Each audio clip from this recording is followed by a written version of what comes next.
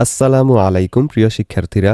এই ভিডিওতে আমরা ক্লাস 8 এর বিজ্ঞান বইয়ের অধ্যায় 11 আলো এটার 117 এবং 118 পৃষ্ঠার মধ্যে থাকা কোয়েশ্চেনগুলোর উত্তর নিয়ে আলোচনা করব। প্রথমে আছে এখানে শূন্যস্থান, তারপর সংক্ষিপ্ত প্রশ্ন, এরপর বহু নির্বাচনী এবং তারপর রয়েছে দুইটা সৃজনশীল। তাহলে ফার্স্টে চলো আমরা এখানে যে শূন্যস্থান দেওয়া আছে সেটার উত্তর দেখি। আমাদের আগের ভিডিওটি থেকে সাবস্ক্রাইব করেছে জাহিদ, থ্যাংক ইউ জাহিদ। আমাদের আগের ভিডিওটিতে ইয়ামিন কমেন্ট করেছে, থ্যাঙ্কস, ওয়েলকাম ইয়ামিন। এক, ভিন্ন মাধ্যমে আলোকরশ্মির গতিপথের দিক নির্ভর করে মাধ্যমের ঘনত্বের উপর। 2 নম্বর, অবিলম্ব বরাবর আপতিত আলোকরশ্মি দিক অপরিবর্তিত হয়ে নির্গত হয়। এরপর 3 নম্বরটা পূর্ণ অভ্যন্তরীণ প্রতিফলনে এখানে আপতন কোণ এরপর হবে সংকট কোণের চেয়ে বড়। এরপর প্রথম সংক্ষিপ্ত কোয়েশ্চেনটা হলো, আলো ভিন্ন মাধ্যমে গতিপথ পরিবর্তন করে কেন? অ্যান্সার হলো, আলো ভিন্ন মাধ্যমে গতিপথ পরিবর্তন করে কারণ বিভিন্ন মাধ্যমে আলোর বেগ ভিন্ন হয়। যখন আলোকরশ্মি এক মাধ্যম থেকে অন্য মাধ্যমে প্রবেশ করে তখন বেগের পরিবর্তনের কারণে এর গতিপথ বেঁকে যায়। এই ঘটনাকে আলোর প্রতিসরণ বলে। 2 নম্বর, সংকট কোণ কি? এটি কখন সৃষ্টি হয়? অ্যান্সার, সংকট কোণ হলো ঘন মাধ্যম থেকে হালকা মাধ্যমে আলোকরশ্মি প্রতিসরণের সময় আপতন কোণের যে নির্দিষ্ট মানের জন্য প্রতিসরণ কোণ 90 ডিগ্রি হয় সেই আপতন কোণ। এটি তখনই সৃষ্টি হয় যখন আলো ঘন মাধ্যম থেকে হালকা মাধ্যমে যায় এবং আপতন কোণের মান একটি নির্দিষ্ট সীমায় পৌঁছায়। 3 নম্বর কোয়েশ্চেন, মানব চোখ ও ক্যামেরার কার্যপ্রণালীগুলো কি কি? অ্যান্সার, মানব চোখ আলোকরশ্মি চোখের লেন্স দ্বারা প্রতিসরণের পর রেটিনায় বস্তুর একটি উল্টা ও ছোট প্রতিবিম্ব তৈরি করে। এই প্রতিবিম্ব স্নায়ু সংকেতে মস্তিষ্কে প্রেরিত হয় এবং আমরা বস্তুটিকে সোজা দেখি। চোখের লেন্সের ফোকাস দূরত্ব পরিবর্তিত হয়ে দূর ও কাছের বস্তুর স্পষ্ট প্রতিবিম্ব তৈরি করে। ক্যামেরা লেন্সে আলোকরশ্মি প্রতিসরণের পর ফিল্ম বা সেন্সরে বস্তুর একটি উল্টা ও ছোট প্রতিবিম্ব তৈরি করে। শাটার আলোর প্রবেশের সময় এবং অ্যাপারচার আলোর পরিমাণ নিয়ন্ত্রণ করে। লেন্সের ফোকাস দূরত্ব সমন্বয় করে স্পষ্ট ছবি তোলা হয়। এরপর প্রথম বহু নির্বাচনীটা হলো, চোখের শ্বেতমণ্ডলের সামনের অংশকে কি বলে? অ্যান্সার হলো গ, কর্নিয়া। 2, অপটিক্যাল ফাইবার ব্যবহৃত হয়। অ্যান্সার হলো গ, 2 ও 3, পাকস্থলী পর্যবেক্ষণে এবং টেলিযোগাযোগের ক্ষেত্রে। এরপর এখানে কিছু চিত্র দেয়া আছে। 3 নম্বরে বলা হয়েছে, কোন চিত্রে আলোকরশ্মি ঘন মাধ্যম হতে হালকা মাধ্যমে প্রবেশ করছে? এর অ্যান্সার হলো এইটা, আর, গ নাম্বার। 4, কোন চিত্রে আপতন কোণ ও প্রতিসরণ কোণের মান সমান? এটা হলো গ, কিউ ও এস, অর্থাৎ এইটা এবং এইটা। এরপর সৃজনশীল কোয়েশ্চেন, প্রথমটা হলো, আনিস একদিন গোসল করতে পুকুর ঘাটে গেল। সে পুকুরের স্বচ্ছ পানিতে দৃশ্যমান সিঁড়িতে পা রাখল, কিন্তু সিঁড়িটি তার ধারণার চেয়ে নিচে থাকায় সে পড়ে গেল। অন্যদিকে তার ছোট ভাই পুকুরে সরকি দিয়ে মাছ ধরতে গেল, কিন্তু সঠিক অবস্থানে সরকি নিক্ষেপ না করায় সে মাছ ধরতে ব্যর্থ হলো। ক, আলোর প্রতিসরণ কাকে বলে? অ্যান্সার হলো, আলোকরশ্মি যখন একটি স্বচ্ছ মাধ্যম থেকে অন্য স্বচ্ছ মাধ্যমে তির্যকভাবে প্রবেশ করে তখন দুই মাধ্যমের বিভেদ তলে এর গতিপথের দিক পরিবর্তিত হয়। এই ঘটনাকে আলোর প্রতিসরণ বলা হয়। এরপর ক্ষয়ের কোয়েশ্চেনটা হলো, আলোকরশ্মির দিক পরিবর্তনের কারণ কি? এর অ্যান্সার হলো, আলোর বেগ বিভিন্ন মাধ্যমে ভিন্ন ভিন্ন হয়। মাধ্যমের আলোকীয় ঘনত্বের পার্থক্যের কারণেই আলোর বেগের এই পরিবর্তন ঘটে। আলো হালকা মাধ্যম থেকে ঘন মাধ্যমে গেলে এর বেগ কমে যায় ও অবিলম্বের দিকে বেঁকে যায় এবং ঘন মাধ্যম থেকে হালকা মাধ্যমে গেলে এর বেগ বেড়ে যায় ও অবিলম্ব থেকে দূরে সরে যায়। এ কারণেই আলো ভিন্ন মাধ্যমে গতিপথ পরিবর্তন করে।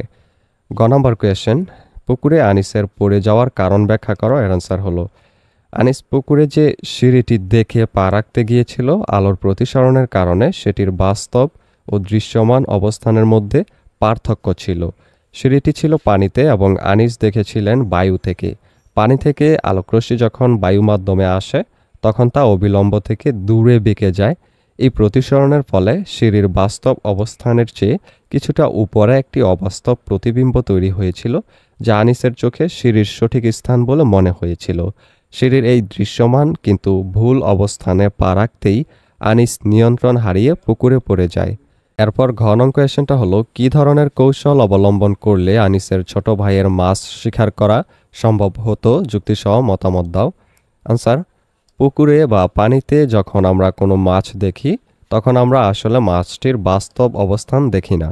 আলোকরশ্মি মাছের শরীর থেকে এসে পানি মাধ্যম ভেদ করে বায়ু মাধ্যমে ঢোকার সময় অবিলম্ব থেকে কিছুটা দূরে প্রতিসরিত হয়।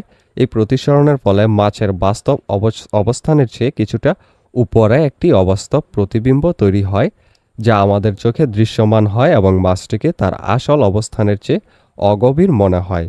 মাছ শিকারী যখন এই দৃশ্যমান অবাস্তব প্রতিবিম্বকে লক্ষ্য করে শিকার করার চেষ্টা করে তখন সে প্রায়শই ব্যর্থ হয়, কারণ মাছটি আসলে দৃশ্যমান স্থানের চেয়ে আরও নিচে ও গভীরে থাকে। মাছ ধরতে হলে তার বাস্তব অবস্থান সম্পর্কে ধারণা থাকা এবং সে অনুযায়ী লক্ষ্য স্থির করা জরুরি।